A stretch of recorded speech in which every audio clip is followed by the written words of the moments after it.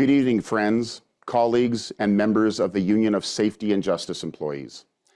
I want to begin by recognizing that while USJE is convening this town hall virtually, we are meeting on Indigenous land that has been inhabited by Indigenous peoples for thousands of years. I'm joining you from the traditional unceded territory of the Algonquin and Anishinaabe people, the territory where USJE's national office is located. Thank you for being here and for taking the time to participate in this important town hall. This town hall is taking place at a very interesting and challenging time in Canadian history. Canadians are witnessing significant changes in the world economy, changes to Canada's relationship with our closest trading partner, and significant pressure on our federal government to address issues around the cost of living by reducing overall federal governmental spending while coming out of a global pandemic.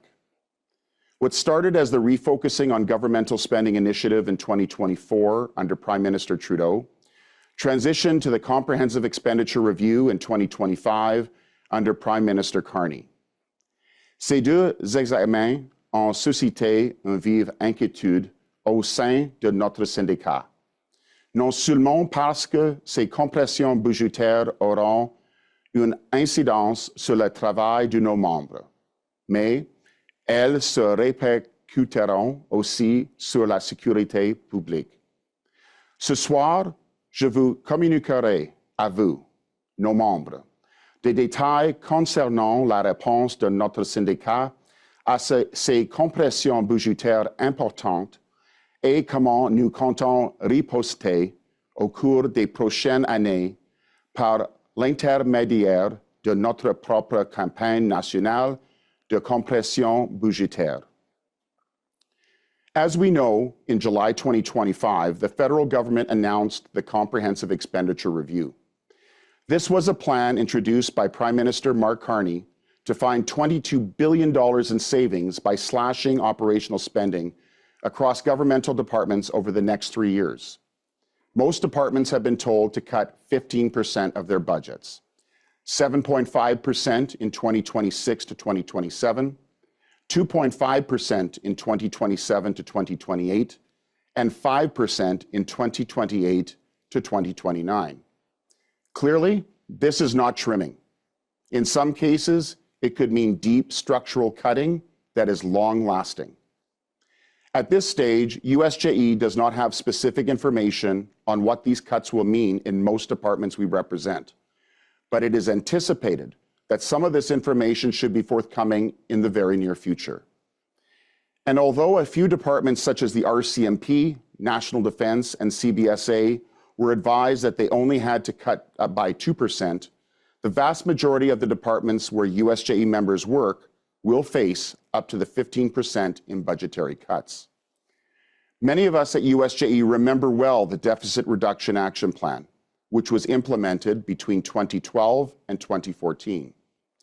We were witness to cuts that eliminated nearly 20,000 jobs in the public service, leaving the USJE members remaining to pick up the pieces, to do more with less, while maintaining public safety. Those cuts still reverberate to this day, having affected caseloads, workloads, increasing the risk of operational stress injuries, leaving some with no choice to go off sick or leave the public service altogether. I can say with certainty that the cuts now being pursued through the Comprehensive Expenditure Review will pose a real challenge to an already overworked and overstretched workforce across several public safety agencies. Some departments have said they will try to approach this only through attrition. But even the Parliamentary Budget Officer has warned that relying on attrition alone to achieve these reductions is highly unlikely to be the only step, which means we will see workforce adjustment measures. For our members like you, that means uncertainty, rising workloads, fewer resources, potential health and safety risks, and the stress of ensuring strong public safety outcomes while doing more with less.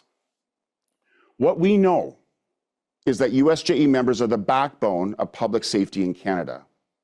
Vous servez dans des détachements de la GRC partout au pays. Vous contribuez à la réadaptation et à la réinsertion des délinquants dans nos communautés.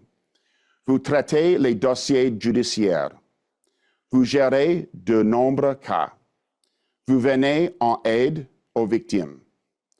Vous veillez à la sûreté des institutions et des collectivités. Vous assurez l'exactitude des dossiers, la sécurité des éléments de preuve et le bon déroulement des audiences.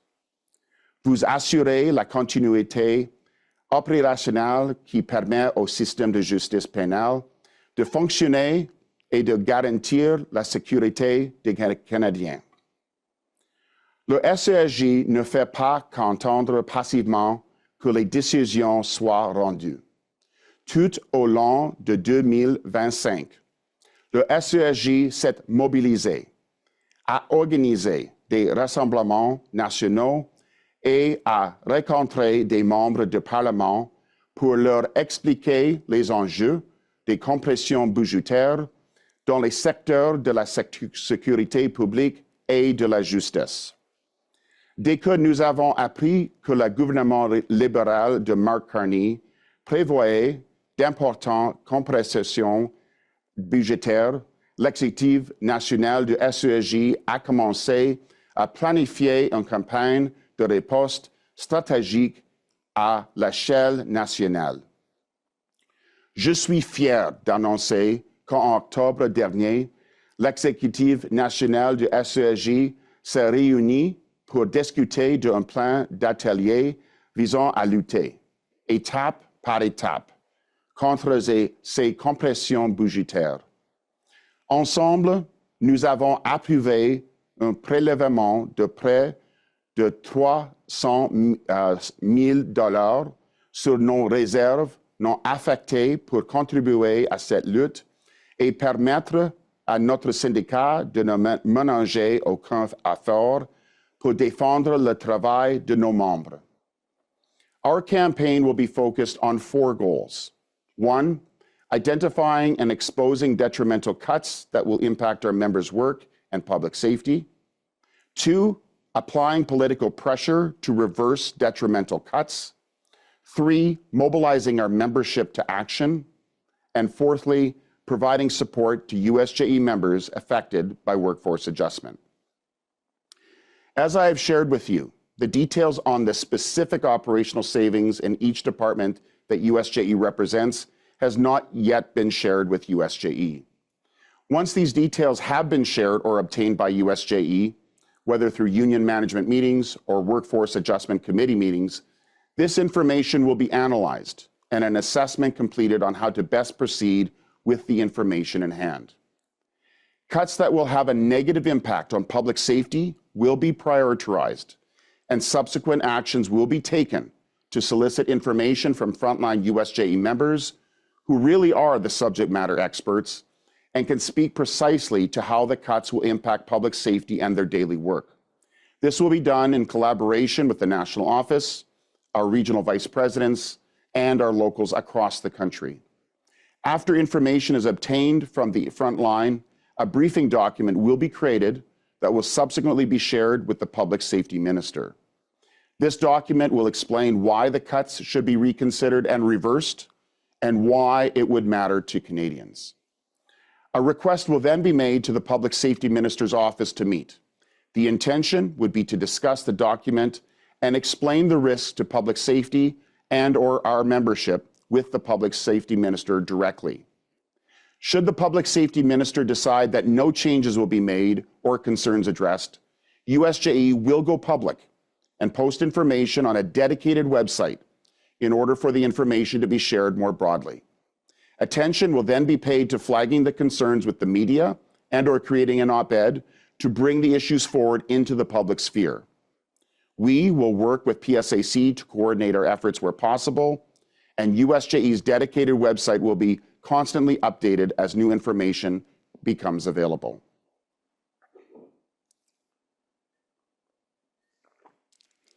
Pour ce qui est de la pression politique, le Comité d'action politique du SESJ a déjà ciblé des députés au comité permanent de la sécurité publique et national de la Chambre des communes que le SESJ peut solliciter directement au sujet de la façon dont ces compressions touchent les communautés partout au Canada. Le comité d'action politique aidera à déterminer les députés avec qui il faudra tenir une réunion dans le cadre d'une compression précise et la personne qui leur parlera au nom de SESJ.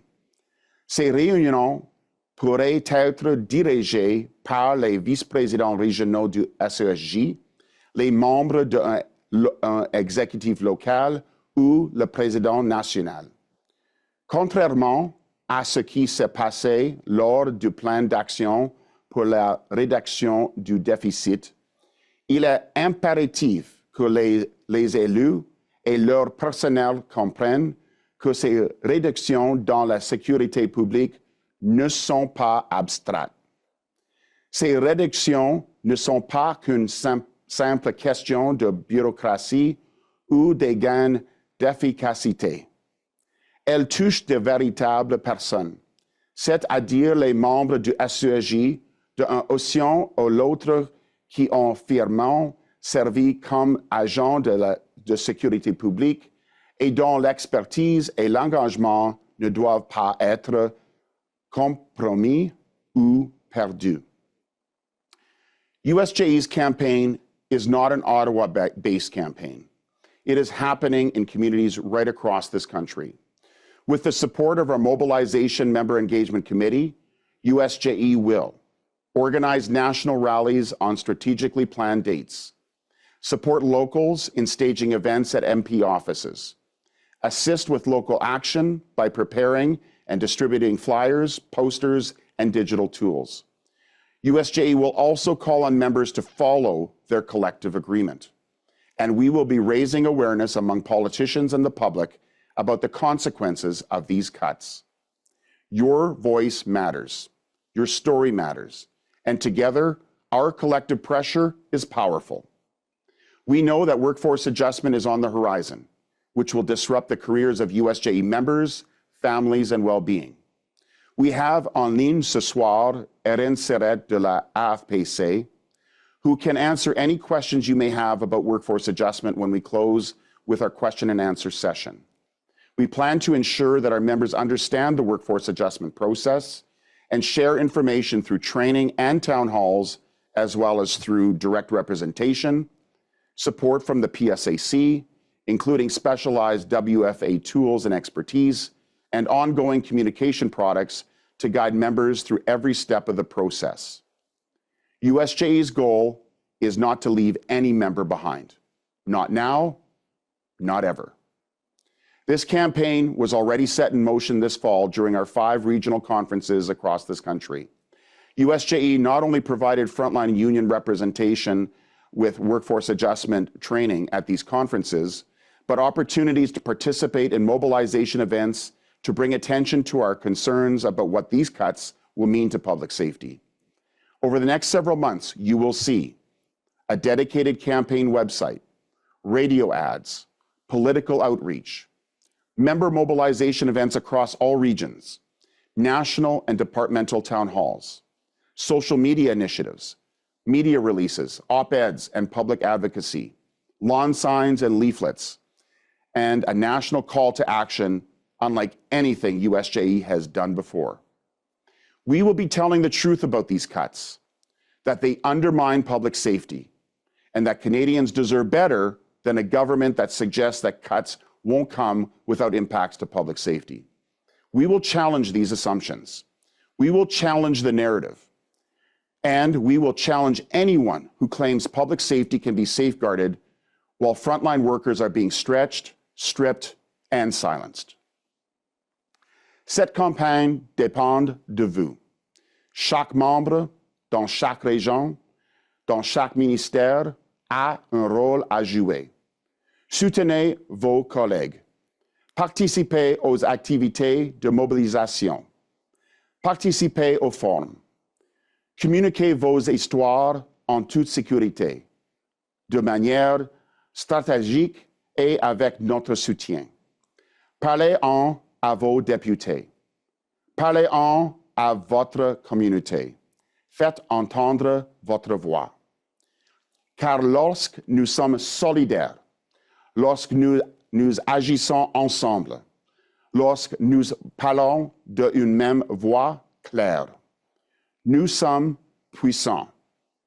Nous l'avons déjà fait. Nous le ferons de nouveau.